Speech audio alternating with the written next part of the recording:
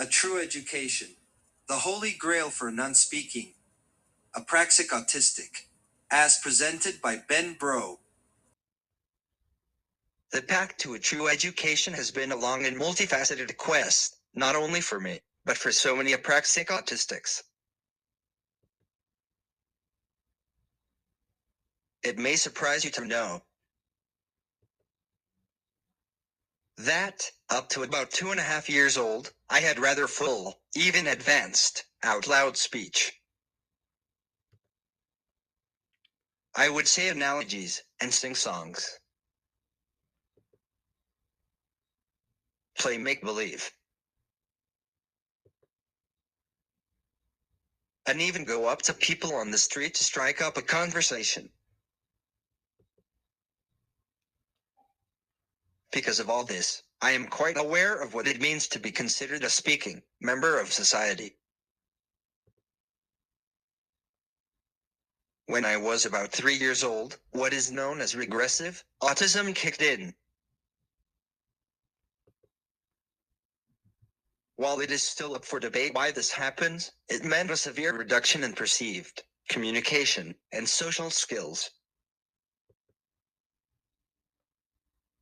As a young child, I then discovered this also meant a severe decline in educational opportunities. Suddenly it was deemed by society that I no longer had the capacity for, or interest in learning, which is quite far from the truth. My parents did what they thought was best for me, and had me assessed, and I was declared autistic.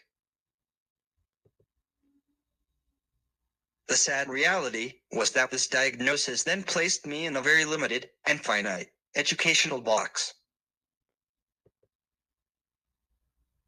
Having this label now meant that those in the public school system, one of the largest in the country, mostly looked at my deficiencies and behaviors, instead of my intelligence and considerable abilities.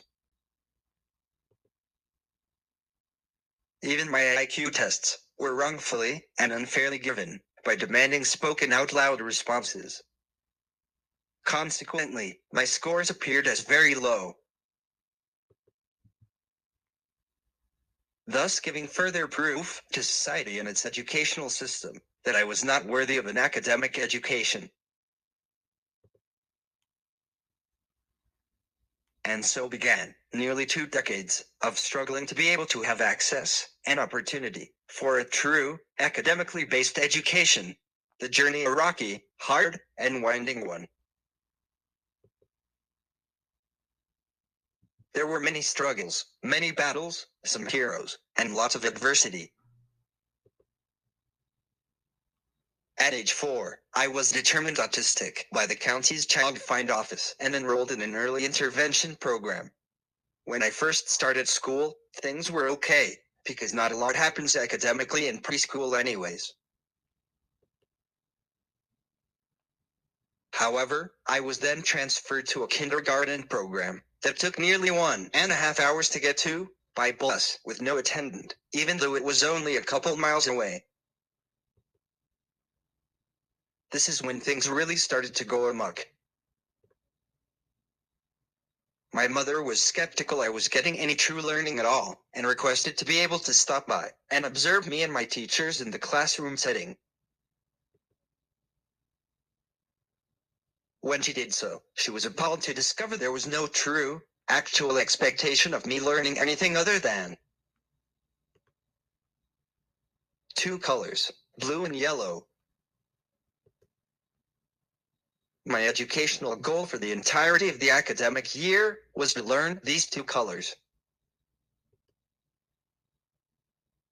When these same limited goals were reinforced at my annual individual education plan, IEP, meeting, my parents made the decision to pull me out of the very disappointing and inadequate public school system. Now begins the free agent portion of my educational quest. Next, I was enrolled in a private primary school that focused on sensory integration. This means they worked on getting their young students' bodies and brains to be well coordinated, connected, and working in conjunction. Due to my autism and apraxia, I had actually lost what is called my midline, or the ability to cross over the middle of my body to perform physical tasks, such as put on my shoes, etc. Instead, I would do all these actions on either one side of my body or the other. Through hard work on the part of my teachers, coaches, and myself, I got back my midline, regained some lost skills, became extremely adept at climbing to high heights. The school was directly affiliated with a gymnastics gym, and aged out of this beloved program. Next up on my educational quest, I followed my excellent teacher from the sensory integration school to attend kindergarten at a nearby church. There were actually a few other non-speaking autistic students that year. I also had what is referred to as a shadow. This is the designation given to a staff member who stayed by my side to help me navigate through my day. My experience here was a pretty good one, but the program was for only 1 year, and my mother was driving me and my little bro 15 miles each way.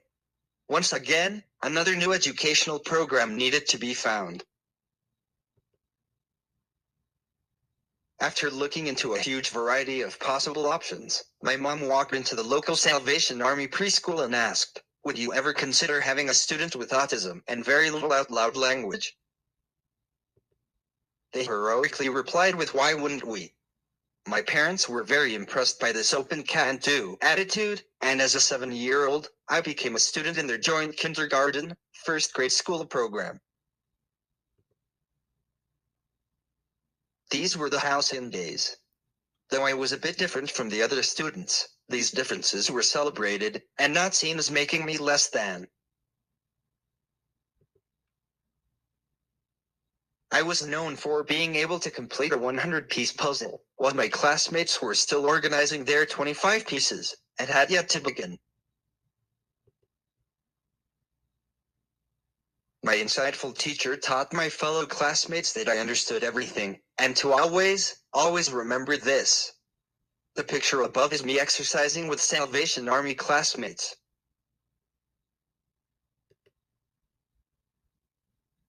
She also said I talked with my eyes, and when using them, I spoke volumes.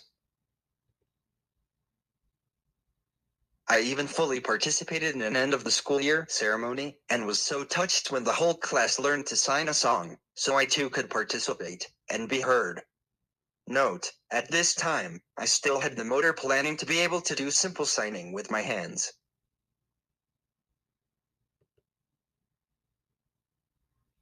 And then this program suddenly ended. Once again the educational quest continued. Now begins the darkest of times. With the very, very scary underbelly of the public school, autism educational beast fully exposed. Because I was older, and there were no other true options available, my parents decided to have me reassessed by the county public school system, and I was placed in an autism classroom at a local elementary school. We should have seen the warning signs. When my mom asked the woman standing next to her at the student summer open house, "Are you a parent?" she said, "No, I am a classroom aide." When my mom then asked her why she wasn't mingling with her new students, the woman responded with, "Because I have absolutely no idea how to interact with these autistic kids." Things only went horrifically downhill from here. A few months into the school year, I was hospitalized with a bleeding ulcer. At this time I had no way to convey the incredible pain I was in, until it became obvious at the point of vomiting up blood. After 8 wretched days in the hospital, where I was at times physically strapped down to my bed, due to my autism, during periods when my parents had to leave, I was released from the hospital. But I was a changed child. Except for being able to utter bye-bye, I had lost the ability to speak aloud the few words I had retained. I could no longer sign. I was haunted and in a constant state of distress. Though I was considered quite young for this, due to my symptoms, I was formally diagnosed with PTSD. Although my parents were hesitant and scared to do so, I was put on a variety of anti-anxiety and antidepressant meds to try to help stabilize me. Taking these meds was an unmitigated debacle, and I went through weeks of hell during this process. Note, we now know from genetic testing that my brain and body are not compatible with the meds used. When I was finally able to return to school, I was extremely lost and frustrated by this new status of essentially having no way to communicate. I began to make loud sounds and noises, in attempts to get other people's attention. This was seen as disruptive behavior. Instead of working on why I might be having these behaviors, my teacher stacked a bunch of desks and constructed an actual barricade in a corner of the room. This is where I would spend the majority of my school day, isolated from my classmates. Photo similar to where I was to sit, but stack was higher and I was more blocked in. At this same time, due to my frustrations and inability to communicate, I started having self-injurious behaviors, or what I refer to as SIBs. For me, this could mean hitting my head very hard and fast with my hands, or biting my forearms. I know it can be hard to look at, but some type of self-injury to our own body is a common reality for many non-speaking, Apraxic autistics. I do it for a whole variety of emotions when I can't immediately communicate. Example of the SIB scars on one of my forearms. One day, I was walking down the hallway next to my lead teacher and I went to bite my arm. She saw what I was going to do, and harshly said, "Stop being so autistic," and blocked my arm with her hand. I instinctively reacted to someone halting my planned motor action by biting her blocking hand that was now on my forearm. While I am not saying this is a preferred or acceptable behavior, it is neither a surprise nor an unexpected one for an autistic, particularly a non-speaking one, at times of stress. What was surprising was when my mom got a phone call from the school telling her that I was being suspended for 2 weeks. Under the terms of assault. I was horrified to be labeled as a person who would intentionally hurt or accost someone like that. School had become a place where I was not being taught, but rather resistively tolerated, and I began to do whatever I could to avoid it.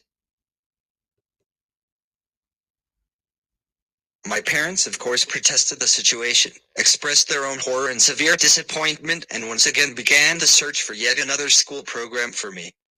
It should be noted that my mother found out all the details of the "Stop Being So Autistic" fiasco when the aforementioned, somewhat aloof classroom mate contacted her directly and told my mom she was shocked at what had happened and felt my mother should know all the circumstances, as they happened that day and in the classroom in general. Proof that you never know how another human will evolve. It was during an IEP meeting held between the first school of record and the place that was to be my next one where my new hero arose.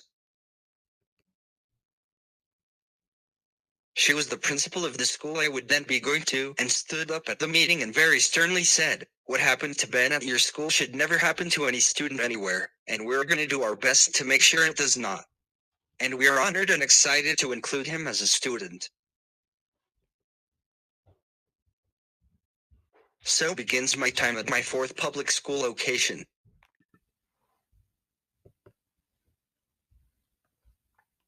Overall, my experience here was a pretty good one. I was finally attending a school in my own neighborhood. Though I lived close by, my new hero, the principal, even arranged for me to be able to take the bus to and from school because she knew I loved to ride the bus, and this made for a much easier, less stressful and safer transition for me in and out of the building. Here everyone was kind and reinforcing of me as a person. However, over the course of the year it became apparent that, due to my severe apraxia, I needed a one-on-one student aide to assist me in learning and communication, and the staffing just wasn't available for that at this school. This is a picture of me and my wonderful lead teacher.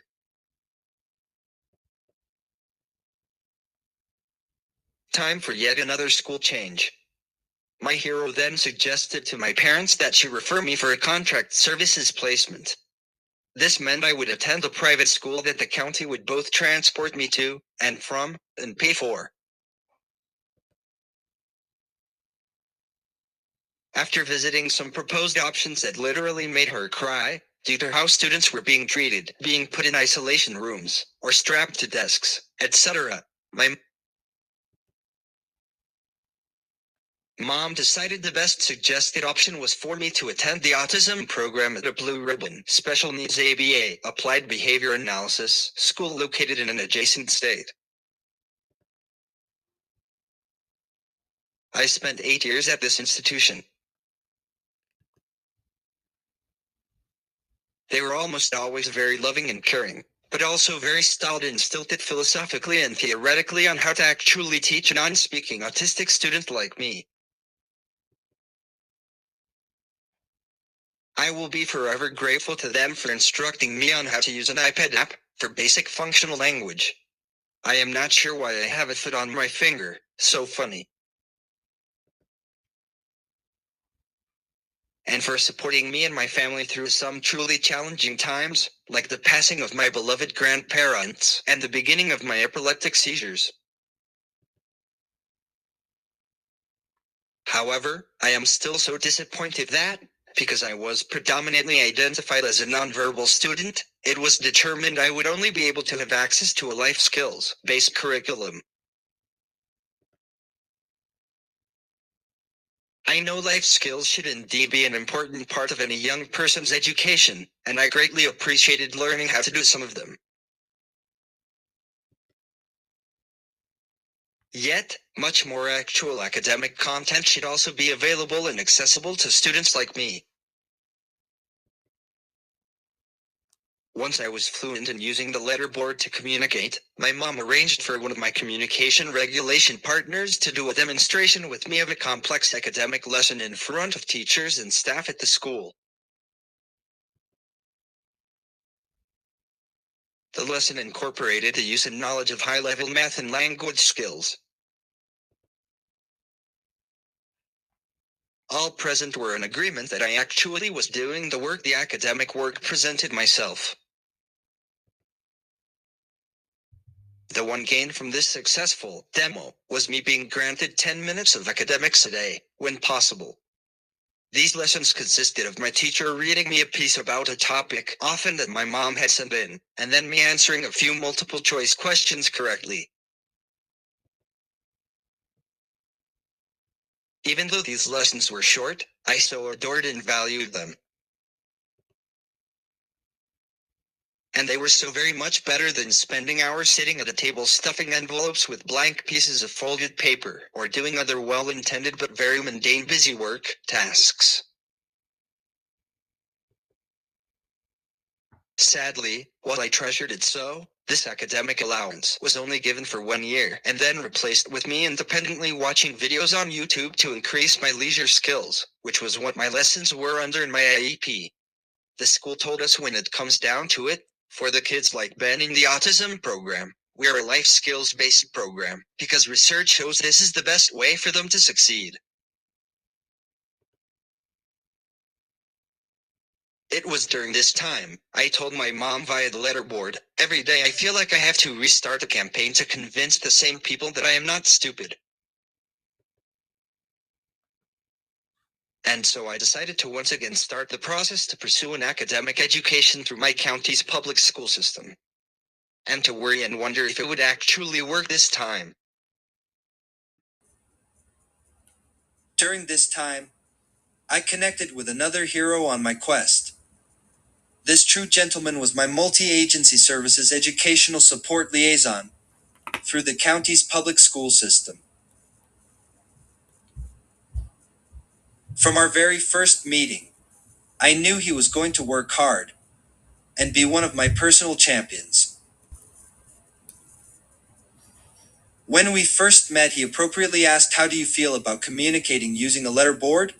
To which I responded, "Essentially, I have been able to evolve from being perceived as a nonverbal person to a non-speaking one that uses a letter board and typing as modalities to communicate my actual thoughts and feelings." My hero then conveyed that any new school assignment was going to take a good bit of time due to so many involved protocols and procedures. He asked me, "What are your objectives right now at your current school?" And so I told my hero, "My objectives this school year are working on behaviors, stressing my need and right for studies and making sure I have some included in my days. I want my teachers to know the whole me, not just the non-speaking me. But how can they if I can't speak the way they want me to? And they can't let me do it the way I can? Everybody at school likes to use such dense ABA testing, and it is worthless and demeaning." When it was time that day for me to leave my new hero, I told him, "I hope our meeting today leads you to be an advocate for me and my peers, and the making of radical changes in the types of opportunities we can have in the educational setting." That morning was the beginning of a special and appreciated relationship. Around this same period, we were notified by the county public school system that it was time for my triennial assessments. This meant my family and I were to actively participate in a variety of meetings and protocols regarding my social, psychological, and academic acumen. My mom discussed my options with me and I decided to petition for myself, to be able to participate in all meetings and exams with a letter board and a communications regulation partner, CRP. While there was initially some resistance, ultimately the parties that be reconsidered and I was to be permitted to do as I asked. However, this was not until after they attempted to give me a portion of the triennials on site at my current school with a kind county psychologist, but no communications regulation partner. She duly noted that I was truly agitated and frustrated and that this would not at all be the best modality to get true results. And so I did the triennials at the county's public school offices, with the amazing Shannon Z as my CRP, and full access to all the necessary letter boards. Not only did I successfully complete the required tests and assessments, but I rocked them. I tested above average in all areas. There were some identified learning gaps, and a few areas of test were determined as not fully compatible with my form of communication. In fact, I came out at 82% in comparison to all 18-year-old United States public school students. And I did this without ever having any true, formal public school academic training. While I am exceedingly proud of these scores, I also think many of my non-speaking, Apraxic autistic peers could, if given the same type of opportunity, have similar scores.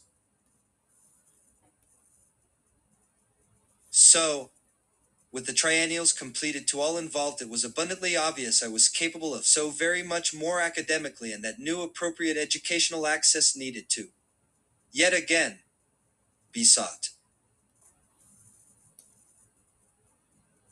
With this information, we then began the arduous and long process of seeing if I could possibly attend the local high school, and get the type of school setting I knew I wanted and deserved. It appeared I was once again going to be walking on unfirm ground regarding my continued educational quest. Though intentions seemed to be both good and supportive on the part of the school and county, it eventually became obvious that the system was still riddled with complexities, protocols, and programs that were still insufficient to address my needs and not aligned with my learning processes and abilities. Some concerns. Even after knowing my test results, I was told I would still have to take adaptive courses and would not have access to general studies. A very important component to set me up to succeed was approving, hiring, and then training a communication regulation partner, CRP, for me. Having at least one on-site person in this role knowing how to transcribe my thoughts and communications, and to help me and my body be regulated was never directly addressed meeting after meeting. Having the support person in a school setting is often one of the biggest hurdles to get over, and this school was very far from being there. My mom was furious, discouraged and weary of this placement, because when I was asked to attend a meeting, which we both understood the request for, no one personally greeted me directly nor actually spoke to me until requested to do so by my mom. Even then they seemed bewildered and responded with, "Well, we are not sure what to ask." To which she replied, "Fortunately for you, Ben has gone through the effort of drawing up mock questions in order to fully prepare for this meeting. Feel free to use them." These experiences did not do a good deal to give me comfort and hope. I want to take a moment to share a quote from something my mom wrote around the same time, as it so resonates for me. If, as a society, we continue to see the limits of autistics, particularly by attributing labels of intellectual disability or low functioning, and fail to see the incredible brilliance within, we are just perpetuating a crime of double damage, with both the autistics and all of us potentially losing out on truly knowing what our incredible, concerned, giving, intelligent minds with the hearts, souls, and brains to contribute greatly to the world around us all. Stop negating. Start engaging and seeking now. Therefore, while I wasn't sure what I would be doing next, I submitted the following letter to all involved parties. Dear all involved, names and groups in actual letter. I have thought a lot about it and have decided to no longer pursue my education through the XXXX public school system. And or X, the public school system cannot optimize my learning, and my hunger for knowledge is too strong. Therefore, I will instead begin working towards getting my high school diploma, or GED, via an alternative source. I also have future aspirations of attending George Mason University or another college to pursue an additional higher level degree. I think, with the needed supports, this new path will best allow me to learn STEM courses and other higher level coursework in the format I need to absorb the information best. This is the best choice for me and my education. I thank you all dearly for attempting to understand my disabilities and your strong history of advocating for me. Best and thanks, Ben Bro. Everyone needs and deserves heroes on their personal quests. Here is a portion of a letter from one of mine after I made my announcement. Good morning, Ben. I just texted your mom in response to your news. I read everything yesterday and was taken aback at your decision. I have had a chance to recover. Since our first meeting, you have never ceased to amaze me. I am so proud of the maturity and self-advocacy you have demonstrated as you have made your ideas for the direction of your education known. From day one, you have never faltered. I respect the decision you have made for yourself and wish you the absolute best as you pursue your goals. I knew I was making the right choice for myself, but was so fearful that the right option for me regarding my quest of a true education just might not really be out there. It was hard to walk away from the idea of a public school education, but I knew this route would support me best. To anyone else at an educational crossroads, I urge you to pursue what can support you best as an individual, outside of societal standards and definitions of success. And now, I am thrilled to share that I have indeed procured my own personal educational holy grail. I am thrilled to share that I have indeed procured my own personal educational holy grail. This school program specifically and successfully addressed my individual support needs relating to my body dysregulation, apraxia, and non-speaking autism, has the good of alternative learners in its core and heart, provided me with a vibrant social community, is virtual and has self-paced components, regularly worked closely with me and Team Bro to assure we were always increasing our letterboard use skills, is a model for similar schools both non-virtual and virtual, granted me a full high school diploma. Presenting Optimal Access, Access Academy.